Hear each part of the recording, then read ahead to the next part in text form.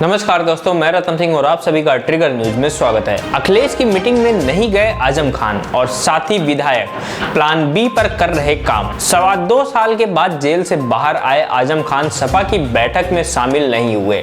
यह बैठक सपा प्रमुख अखिलेश यादव की अध्यक्षता में बुलाई गई थी, जिसमें सपा के सभी विधायक और एमएलसी को शामिल होना था। ऐसे में आजम खान और उनके करीबी विधायकों ने अखिलेश की बैठक से किनारा कर रखा था। आजम और उनके बेटे अब्दुल्ला ही नहीं बल्कि नसीर अहमद खान और शहजील इस्लाम जैसे विधायक भी बैठक में शामिल नहीं हुए। अखिलेश यादव की बैठक में शामिल होने की बजाय आजम खान ने रामपुर में डेरा डाले रखा। आजम अपने करीबियों और उनके परिजनों से मिलने जुलने का सिलसिला जारी रखा है। रविवार को रामपुर जेल में बंद गुड्डू मसूद से मिले तो बरेली से सपा विधायक शहजील इस्लाम के साथ बैठक की। इससे पहले रात में बरेली के मौलाना तौकीर रजा के साथ भी आजम खान ने मीटिंग की थी। इस तरह से आजम खान जेल से छूटने के बाद एक बार से मुस्लिम सियासत का सियासी ताना बाना बुनना शुरू कर दिया है। अखिलेश यादव से नाराजगी के सवाल पर आजम खान ने कहा, आपसे मुझे नाराजगी की सूचना मिल रही है। नाराज होने के लिए आधार चाहिए। मैं खुद ही निराधार हूं, तो वो आधार कहां से आएगा? मेरा अपना ही कौन सा आधार है? किसी से नाराज होने की हैसियत में नहीं हूं। मुलाकात के लिए अखिलेश के नहीं आने के सवाल पर आजम खान ने कहा, मैं ना किसी के आने पर कोई टिप्पणी करूंगा, ना किसी के ना आने पर। जो आए उनका शुक्रिया, जो नहीं आए उनका कोई कारण रहा होगा, उनका भी शुक्रिया। उन्होंने कहा कि हमें किसी से कोई शिकायत नहीं है। हमारे लिए सपा और दूसरे दलों के नेताओं ने जो किया वह कोई कम नहीं था।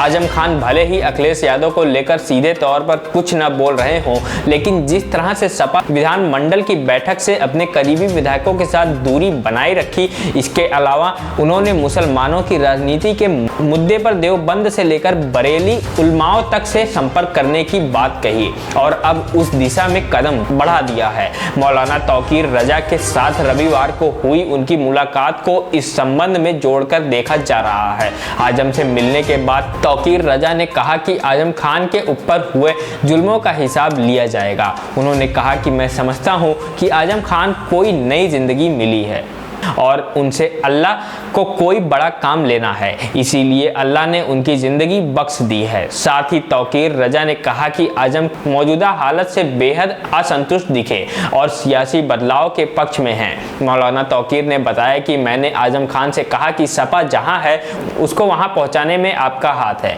अगर आप अलग हो जाएंगे तो सपा जमीन पर आ जाएगी। मौलाना तौकीर रजा खान लंबे समय से सपा पर हमलावर रहे हैं। वह कई बार कह चुके हैं कि सपा ने मुसलमानों को धोखा दिया है, वोट तो लिया लेकिन उनके हक के लिए साथ नहीं दिया। आजम खान से मुलाकात के बाद मौलाना ने कहा कि सपा के पास कोई अपना वोट बैंक नहीं है, वह सिर्फ मुसलमानों के बल पर ही सियासी वजूद में है। मौलाना ने कहा कि सपा का असल वोट बैंक यादव होना चाहिए, लेकिन 50% से ज्यादा यादव भाजपा को वोट देते हैं। ऐसी ही बातें पिछले दिनों आजम खान के समर्थकों ने की थी।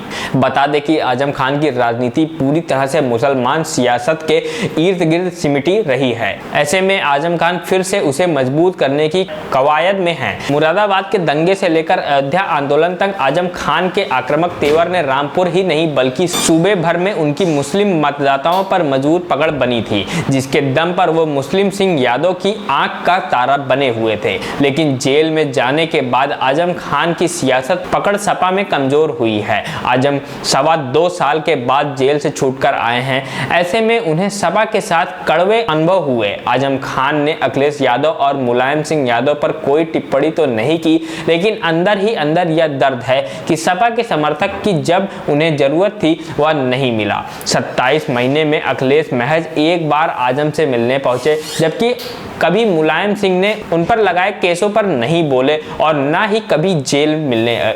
आजम खान के जेल से छूटने के वक्त भी चाचा शिवपाल मौजूद रहे, लेकिन अखिलेश गायब। उन्होंने सिर्फ ट्वीट कर अपनी फर्ज अदाई की।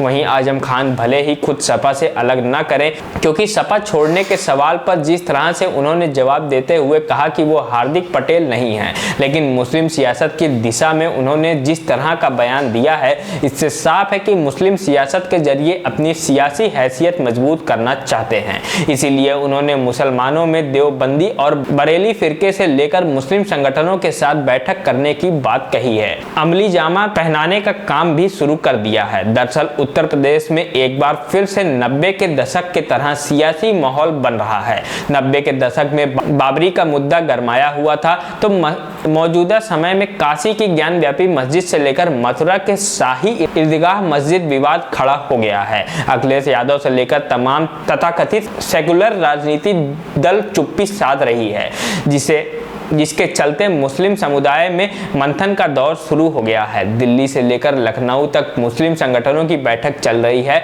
तो आजम खान की मुस्लिम सियासत को लेकर मंथन शुरू कर दिया गया है। आजम खान ने बरेली फिरके के बड़े मौलाना तौकीर रजा के साथ बैठक की है तो देवबंदी उलमाओं के साथ मंथन का संदेश दिया है। माना जा रहा है कि सोमवार को लखनऊ में मुस्लिम पर्सनल लॉ बोर्ड के लोगों के साथ बैठक कर सकते हैं। साथ ही नदवा के कुछ लोगों को साथ भी उनकी मीटिंग होनी है।